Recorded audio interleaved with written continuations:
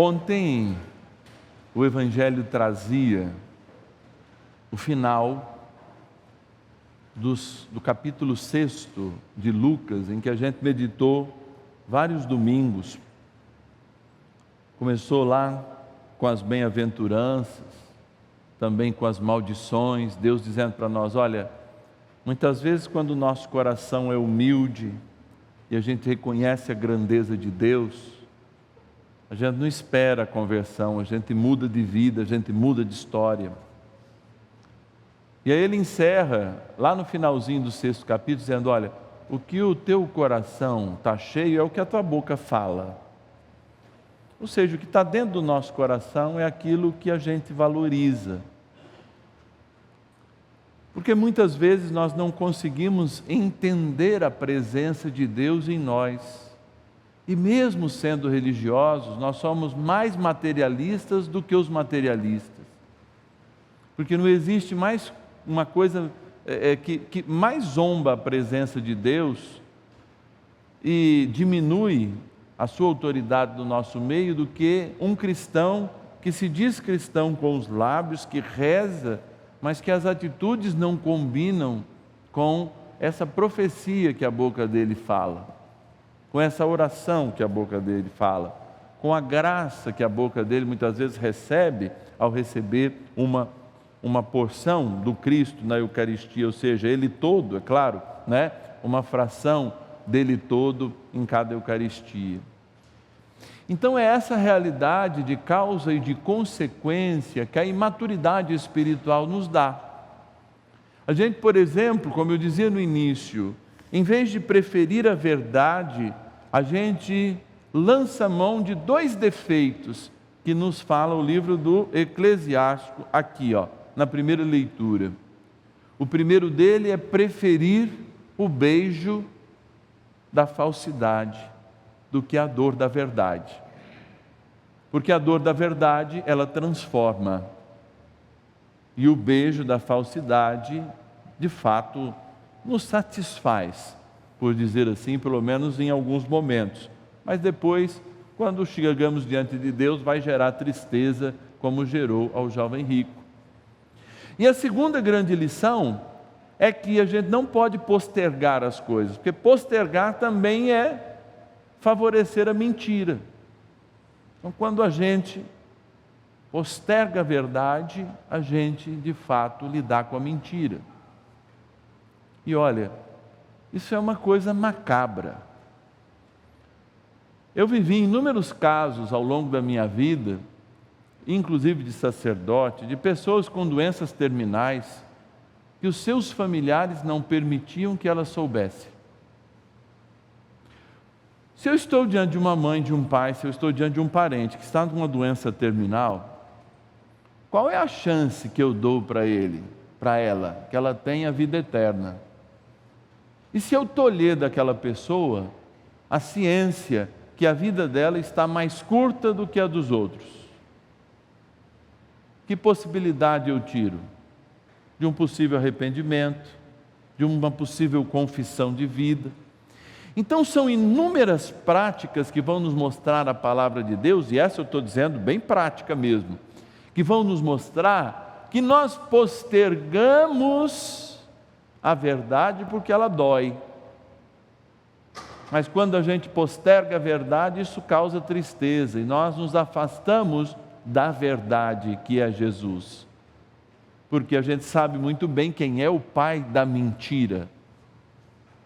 Então é preciso ficar atentos com os ósculos, os beijos da traição e da mentira, que a gente prefere, do que com a verdade que pode doer e que não pode ser postergada.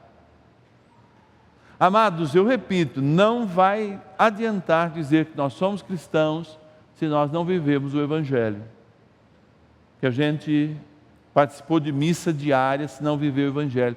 Eu conheço mãos cheias, minhas 2 mãos enchem de pessoas que participam e comungam diariamente, mas ao se confessar, se colocam maior do que as outras, se colocam ainda farisaicamente, dando a nítida impressão de que o pecado ainda é importante na vida delas, de ser escondido, porque não tem capacidade justamente de transformar o seu interior.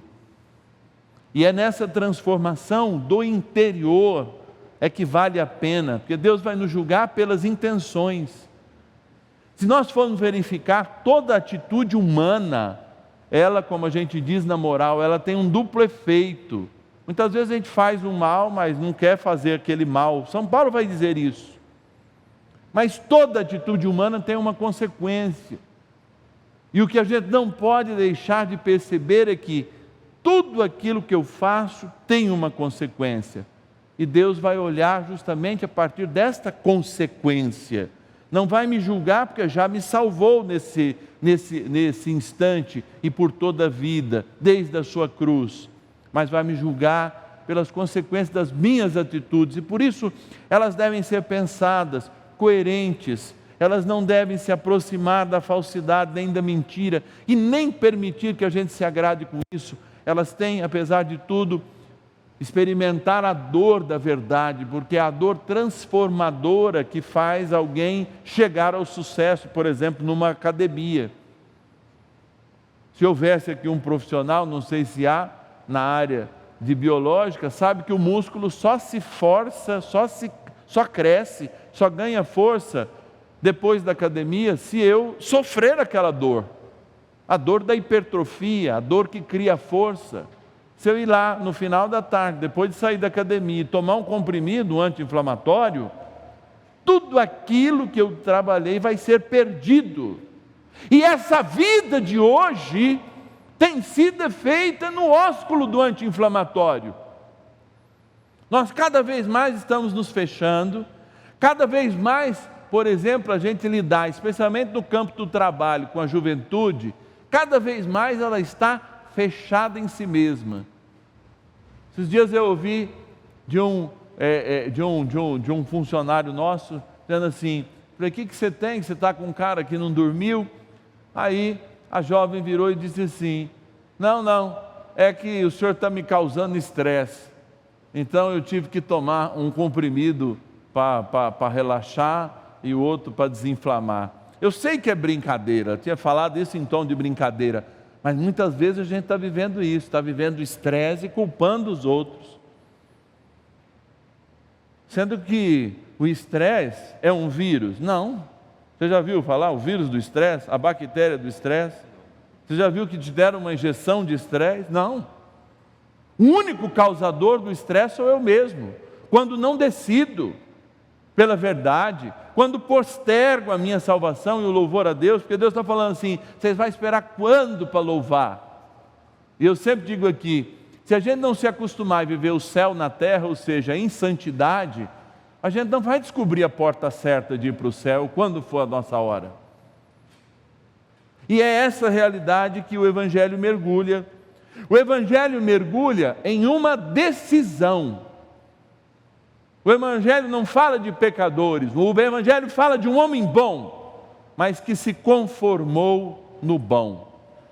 E o bom para nós cristãos tem que ser inimigo absoluto do melhor, porque a gente tem que almejar o melhor e não tem que se conformar com o bom. O bom ele já fazia. O que era o bom? Viver os mandamentos. Mas espera lá, padre, até agora me pareceu que o senhor está falando que viver os mandamentos já é suficiente? Parece que Jesus está dizendo que não. Jesus está dizendo que viver os mandamentos não é suficiente. Por quê? Mesmo para aquele que vive os mandamentos, ou seja, que acha que não tem pecado, o seu coração pode conter coisas que precisam ser transformadas. O seu coração pode possuir coisas que passam. E aqui é uma lição para todos nós, pobres, ricos, porque o Senhor não está falando apenas da riqueza material, que essa sim cega, porque ela compra o poder, e o poder é Deus, não é? Muitas vezes as pessoas confundem o poder com Deus, mas Deus é amor, assim Ele ensinou. Mas enfim, a gente acha que muitas vezes o poder é Deus. E é justamente nessa incongruência do coração ontem do Evangelho que diz, o que ele está cheio é o que ele fala, É o que esse jovem vivia. Ele tinha tudo. Ele era bom. Ele vivia em tudo a palavra de Deus. Mas lhe era suficiente? Não. Precisava de algo mais. Precisava de uma última libertação. Jesus está diante do jovem rico, dizendo: você pensa que já é suficiente? Pois não é. Vende o que você tem e dá aos pobres. Por quê? Se você manter a tua vida assim, a tua riqueza nunca serei eu. E esse é o desejo de Deus. Não estou dizendo, não é problema nenhum ter dinheiro, não é problema nenhum ter sucesso. Não, não, não. Mas o problema é fazer da riqueza algo do coração. A riqueza do coração. Porque quando Jesus é a nossa riqueza, Ele está em primeiro lugar. E aí tudo vai se completar. Então, alguém que diz assim: a riqueza da minha vida é a minha família, até que toda ela se esvá, porque a família também é passageira. Mas alguém que diz: a riqueza da minha família é o Senhor, diz que o Senhor está no centro, é Ele que consagra e que abençoa.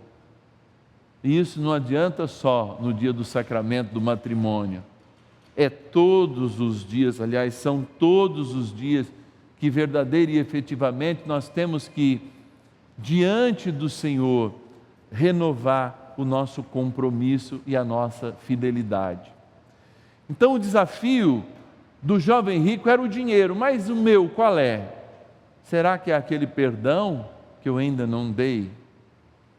Será que é aquele compromisso que eu ainda não deixei claro e não assumi? Será que é a mentira que eu prefiro? Qual é a tua riqueza? Porque aqui nós não estamos falando de riqueza só material. Nós estamos falando do orgulho. Esta é a riqueza maldita que nós não podemos de fato cultivar, porque essa é a riqueza que perderam, que fizeram com que nossos pais perdessem o paraíso, e esta também é hoje a mesma riqueza, o orgulho pelo possuir, que vai tirar o céu do jovem rico que vivia em tudo a palavra, mas não acreditava que precisava melhorar. Então aqui está uma dica para os santos de plantão também. Sabe aqueles santos de plantão que devem ter em Araras, em Araguaína, deve ter para todo canto, aqueles santos de plantão que diz: eu não tenho mais nada para pecar. Ou aquelas pessoas que dizem assim: não preciso nem ir à missa mais, porque eu já fui 70 anos na missa, já fui 80 anos na missa, nem na missa preciso mais. A vocês, que ainda lhes resta um pouquinho do temor a Deus, prestem atenção. Porque a grandeza de Deus e a misericórdia dEle não tem limites, mas nós podemos, com o nosso orgulho, fechar essa graça. Portanto, hoje a palavra vai nos dizer: decida pela verdade que dói e que muitas vezes vai fazer com que você até perca pessoas para continuar no caminho do Senhor de verdade. Decida, porque a verdade, embora doa, ela é muito melhor do que o beijo da falsidade. E olha, não procrastina, porque isso não é sabedoria. Eu tenho visto homens mais velhos que eu, enfim, pessoas inclusive de fé, de muita fé, e que eu admirava até o momento em que falavam assim: vamos esperar, tudo é... Não. Decidir contra o pecado é para ontem. Decidir contra a mentira é para antes de ontem. Decidir abandonar tudo o que eu acho que é meu, mas já é de Deus, é para antes de ontem. Porque aquele que se revelou o caminho, verdade e vida, antes de me pedir qualquer coisa, olhou para mim com misericórdia, assim como Ele olhou para este jovem rico. Jesus olhou para ele com amor. Vejam, a verdade não vem sem amor. Jesus olhou para nós nessa noite com amor, ao nos exortar nisso, e a mim especialmente, que é o primeiro ouvido a ouvir essa palavra. Jesus olhou para mim com amor e me disse: só te falta uma coisa, Márcio, só te falta uma coisa. Vamos olhar para nós nesse momento? Feche um instantinho os seus olhos. E veja Jesus olhando para você nesse momento. Profundamente. Olhando com amor, porque a gente sabe o olhar do amor. A gente sabe discernir qual que é o olhar da indiferença, qual que é o olhar do amor. Aquele que exorta, aquele que dói. Lembra do papai e da mamãe quando a gente fazia arte, eles não precisavam dizer nada, mas aquele olhar de amor nos constrangia. Não precisava dizer nada. Aquela linguagem do olhar maravilhosa, que essas novas gerações nem têm mais, porque falam demais, mas comunicam de menos. Aquele olhar de amor, mesmo nos chamar a atenção. Só uma coisa te falta. Fala para você mesmo, só uma coisa me falta. Só uma coisa me falta. E aí você pede em silêncio ao Espírito Santo: qual será essa coisa que me falta para que de fato eu tenha um tesouro no céu? Louvado seja nosso Senhor Jesus Cristo. Para sempre seja louvado.